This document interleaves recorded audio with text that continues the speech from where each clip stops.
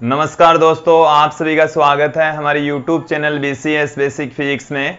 आज की इस वीडियो में हम कक्षा 11 का टॉपिक लेकर चलेंगे। दोस्तों, हमने इससे ठीक पहले तक NCERT की पाठ्य पुस्तक के अकॉर्डिंग 4 चैप्टर देख लिए थे। आज से हम NCERT की पाठ्य पुस्तक का 5वां चैप्टर स्टार्ट करने जा रहे हैं। हमारे चैप्टर का नाम है लॉ ऑफ मोशन, गति के नियम। गति के नियम दोस्तों सर आइजैक न्यूटन के द्वारा दिए गए थे और उन्हीं नियमों को हम यहाँ पर पढ़ने वाले हैं, विस्तृत चर्चा करने वाले हैं, एक एक करके हम पढ़ेंगे। गति के नियम पढ़ने से पहले गति के नियमों से जुड़ी हुई जो हिस्ट्री है, उनसे जुड़ी हुई कुछ तथ्य है, वो यहाँ पर देखने वाले हैं। आज के इस वीडियो में हम कुछ बातें यहाँ पर देखेंगे दोस्तों कि गति के नियम के बारे में जानकारी लेने से पहले जो अरस्तु है उन्होंने एक भ्रामक बात कही। वो बात सत्य भी लगती है बट वो गलत बात है। ये इसकी जो बात है उस जो अरस्तु की भ्रामकता है उसको इस वीडियो में समझेंगे। इसके साथ में इस वीडियो में हम जड़त्व के बारे में भी देखने वाले हैं। जो जड़त्व है इस कारक के बारे में अध्ययन करेंगे और इसी से ही जो बल का कॉन्सेप्ट है, बल की जो संकल्पना है वो बाहर निकलती है। फिर उसके बाद में हम गति के नियमों को एक एक करके अध्ययन करेंगे। गति के तीनों नियमों के लिए हम 3 वीडियो बनाएंगे दोस्तों। सर्वप्रथम हम देखेंगे कि जो अरस्तु है उसकी भ्रामकता क्या है। देखिए दोस्तों, अरस्तु है वो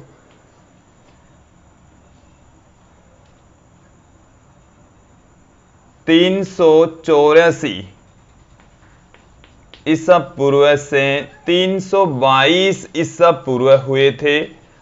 इस ईसा पूर्व का मतलब है कि आज से लगभग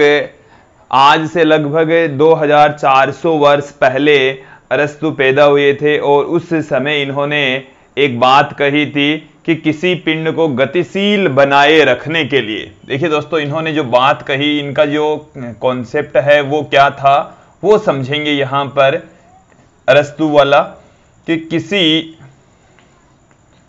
पिंड को गतिशील बनाए रखने के लिए, गतिशील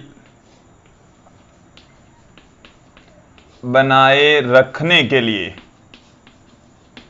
कि यदि कोई पिंड है और उस पिंड को गतिशील बनाए रखना है तो दोस्तों किसी पिंड को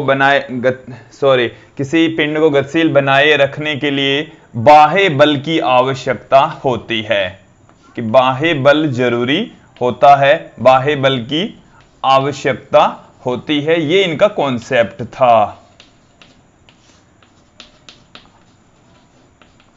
बाह्य बल की आवश्यकता होती है। पहले मैं यहां पर स्पष्ट कर देना चाहता हूं कि ये जो कॉन्सेप्ट अरस्तु द्वारा बताया गया है, ये जो पूरा का पूरा कॉन्सेप्ट है वो गलत है। ये जो कॉन्सेप्ट है वो गलत है। ये एक भ्रामक बात है। कई बार ये सही भी लगती है बट ये सही नहीं है दोस्तों। देखिए, इसको अरस्तु ने इसको किस तरीके से समझाया उसको हम एक एग्जाम्पल के जरिए समझते हैं दोस्तों। जैसे हम एग्जाम्पल लेते हैं यहाँ पर कि जैसे हमारे पास में कोई बच्चा है, छोटा जो खिलौना है उसको एक धागे से बांध कर खींच रहा है। जैसे यहाँ से एक धागा बांध रखा है और बालक है इसको धागे को पकड़कर खींचकर आगे ले जा रहा है। तो जब तक इस धागे को पकड़कर ये खींच रहा है, ये जो खिलौना है वो आगे बढ़ता चला जाएगा और जब इसको खींचना बंद कर देगा तो ये स्थिर अवस्था में आ जाएगा। यही बात अरस्तु ने कही कि किसी पिंड को गतिशील बनाए रखने के लिए बाह्य बल की आवश्यकता होती है। इसका मतलब है कि इस खिलौने को यदि गतिशील बनाए रखना है, गतिमान बनाए रखना है, तो इस धागे की सहायता से इसको खींचते रहना जरूरी है, बाह्य बल का लगा रहना जरूरी है। तो इस एग्जाम्पल से उन्होंने समझा दिया, बट फिर इनकी बात यहां पर बिल्कुल सत्य लगती है, बट ये फिर भी सही नहीं है दोस्तों। यहां पर मैं कुछ एग्जाम्पल्स और देता हूं। जैसे इन्होंने ये बताया कि जैसे धनुष से छोड़ा गया जो बाण है वो गति करता रहता है, और यदि थोड़ी देर पश्चात उसके ऊपर जो वायु है, पीछे की वायु, बाण के पीछे की वायु उसको आगे की ओर धक्का मारती रहती, जिसके कारण से वो गति करती रहती है। जैसे जो धनुष है उससे चलने वाला जो बाण होता है, जैसे ये धनुष है, इसको यहां से इस तरीके से खींचकर धनुष को छोड़ा गया। जब ये धनुष से निकला गया जो बाण है वो आगे की ओर गति करता है, तो लोगों ने पूछा कि ये बाण है, इस पर लगातार कौन बल लगा रहा है। जैसे यहां से इसको छोड़ दिया फिर भी वो गति करता है। उसके पीछे उन्होंने ये कहा कि इसके पीछे की जो ये वायु में गति करता है और पीछे की वायु इसके ऊपर धक्का मारती है, तत्पश्चात ये आगे की ओर गति करता रहता है। तो उनका जो कॉन्सेप्ट था इस प्रकार से था कि किसी पिंड को यदि गतिमान बनाए रखना है, गतिशील बनाए रखना है, तो बाह्य बल की आवश्यकता होती है। अब दोस्तों ये जो कॉन्सेप्ट है वो गलत है, इसको हम यहां पर गलत प्रूफ करेंगे कि ये गलत क्यों है, वो यहां पर समझेंगे। देखिए दोस्तों, इस पर यदि एक्चुअल में जो बात है वो क्या है कि ये गलत है। यदि कोई पिंड, सही जो कॉन्सेप्ट है वो क्या है, ये हालांकि अरस्तु के जो भ्रामकता है उसको स्पष्ट करता है कि स्थिर वस्तु या कोई एक समान गतिमान वस्तु है, स्थिर वस्तु है वो सदैव स्थिर रहेगी, और एक समान वेग से गतिमान वस्तु एक समान वेग से गति करती रहेगी जब तक कि उस पर कोई बाह्य बल काम नहीं करता, जब तक कि कोई बाह्य कारक उसको प्रभावित नहीं करता है। तो ये जो कॉन्सेप्ट है वो जड़त्व के द्वारा कहा गया। जड़त्व में ऐसा बताया गया कि जड़त्व एक किसी भी पदार्थ का वह गुण होता है जो हमें यह बताता है कि किसी वस्तु की स्थिति या गति में स्वयं कोई परिवर्तन नहीं होता।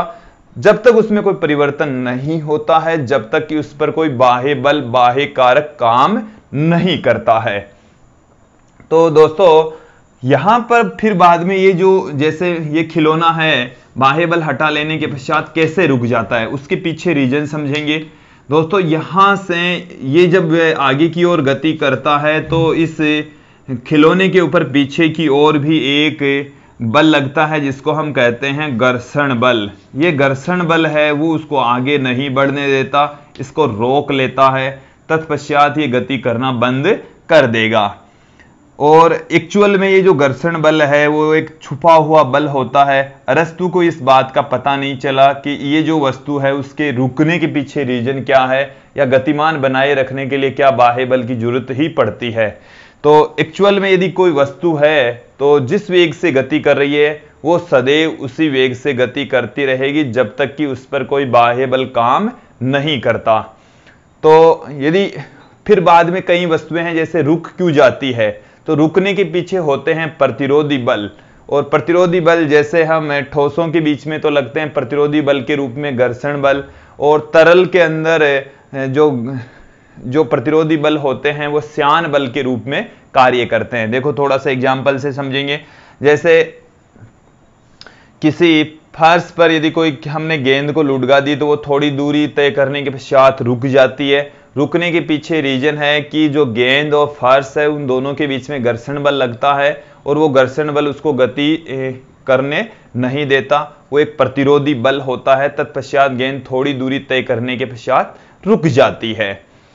अब यदि हमें कोई अन्य एग्जाम्पल लें, जैसे हम गेंद की बात करें और उसी गेंद को या किसी वस्तु को हम तरल में, वायु में या द्रव पदार्थ में गति करवाएं तो वो भी थोड़ी दूरी तय करने के पश्चात रुक जाती है। तो उसके पीछे भी रीजन यही है दोस्तों, जो तरल होता है उसमें भी एक श्यान बल कार्य करता है और श्यान बल के पश्चात वो गति करना बंद कर देते हैं।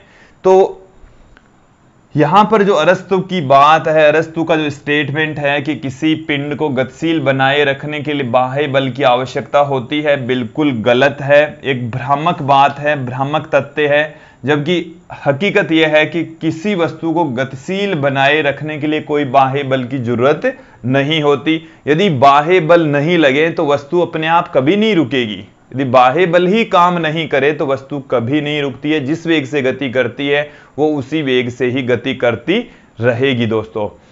जैसे कुछ कॉन्सेप्ट है वो और बाहर निकल कर आते हैं, उनको हम जड़त्व के आधार पर यहां पर समझेंगे। देखिए दोस्तों, जो जड़त्व है वो क्या है, इसको हम कहते हैं इनर्शिया। ये जड़त्व जो वर्ड है वो इनर्शिया वर्ड से बना है। ये कोई भौतिक राशि नहीं है। कुछ चीजें हमारे को एकदम क्लियर कर लेनी है कि जो कॉलेज की कई बुक्स है उसमें जड़त्व और द्रव्यमान को एक ही चीज दिखाया गया है। मैं यहां पर आपको एकदम स्पष्ट कर देना चाहता हूं कि हमारी जो पाठ्य पुस्तकें हैं उन सभी पाठ्य पुस्तकों में जड़त्व को भौतिक राशि नहीं माना गया है। मैंने कई ऐसी कॉलेज की जो पाठ्यक्रम में चलने वाली बुक्स है उनमें देखा है कि जड़त्व को उन्होंने भौतिक राशि कहा है और इसका जो मात्रक है वो द्रव्यमान के मात्रक के इक्वल लिया है। बट दोस्तों ऐसा नहीं है। जड़त्व किसी भी पदार्थ का, किसी भी वस्तु का एक गुण है जो अवस्था परिवर्तन के विरोध को बताता है। इसका मतलब है कि यदि कोई वस्तु स्थिर अवस्था में है तो वो सदैव स्थिर ही रहेगी और गतिमान अवस्था में है तो वो सदैव गतिमान ही रहेगी जब तक कि उस पर कोई बाह्य बल कार्य नहीं करता है। तो अब हम यहां पर जड़त्व का जो कॉन्सेप्ट है वो समझेंगे। एक बार मैं आपको समझा देता हूं कि जड़त्व किसी वस्तु का वह गुण होता है, अंतर्निहित गुण होता है, जो यह बताता है कि वस्तु स्वयं में स्थिर अवस्था या एक समान गतिशील अवस्था को परिवर्तित नहीं कर सकती। अर्थात किसी वस्तु का वह गुण जिसके कारण वस्तु अपनी स्थिर अवस्था या एक समान गतिशील अवस्था में स्वयं कोई परिवर्तन नहीं कर सकती है। यह तो इससे रिलेटेड पहली और महत्वपूर्ण बात है, जड़त्व को परिभाषित करने वाला तथ्य है। दूसरी जो बात है इससे रिलेटेड वो समझ लीजिए, जड़त्व कोई भौतिक राशि नहीं है, हालांकि इसका मान द्रव्यमान पर डिपेंड करता है दोस्तों। तीसरी जो महत्वपूर्ण बात है कि यदि ये भौतिक राशि नहीं है तो इसका कोई मात्रक नहीं होता, इसकी कोई विमा नहीं होती। इसके साथ में यदि दो समान वस्तुओं का यदि द्रव्यमान समान है तो उनका जड़त्व का मान समान होगा, चाहे उनके वेग कितने भी कम ज्यादा हो, भिन्न भिन्न हो, एक वस्तु स्थिर हो चाहे दूसरी वस्तु गतिशील अवस्था में हो, उनके जड़त्व की वैल्यू समान होगी। ये चारों बातें मैं यहां पर एक बार फिर से रिपीट कर रहा हूं दोस्तों। किसी वस्तु का जड़त्व क्या है, किसी वस्तु का वह गुण जिसके कारण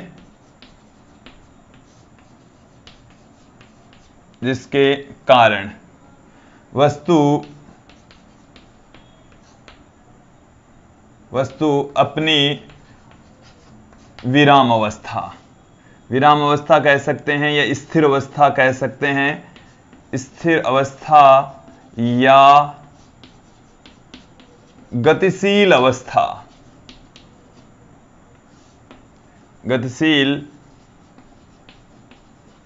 अवस्था में स्वयं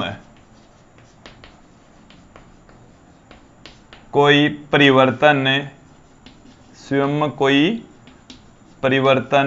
नहीं कर सकता।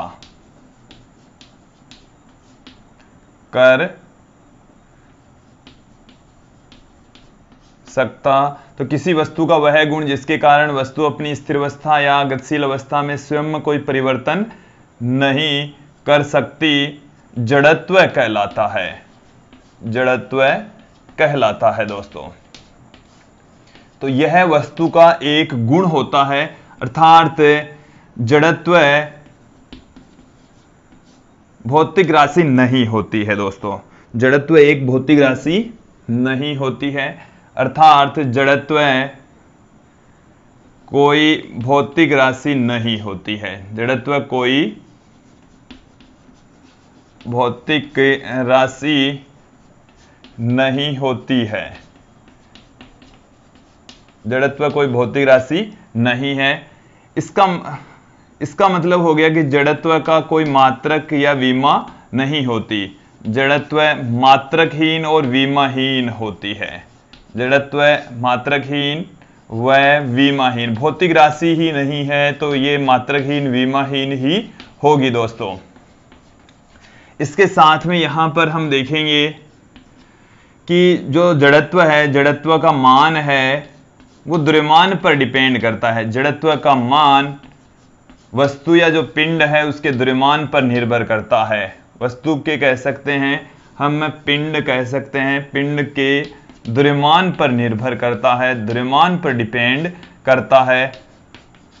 तो देखिए दोस्तों, द्रव्यमान पर यदि निर्भर करता है, द्रव्यमान पर डिपेंड करता है, यहां पर अब देखेंगे कि जड़त्व की जो वैल्यू है वो द्रव्यमान पर डिपेंड होती है।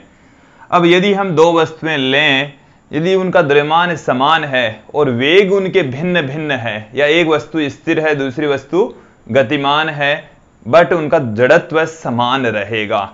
समझेंगे, यदि दो वस्तुएं, दो समान द्रव्यमान वाली वस्तुएं, समान द्रव्यमान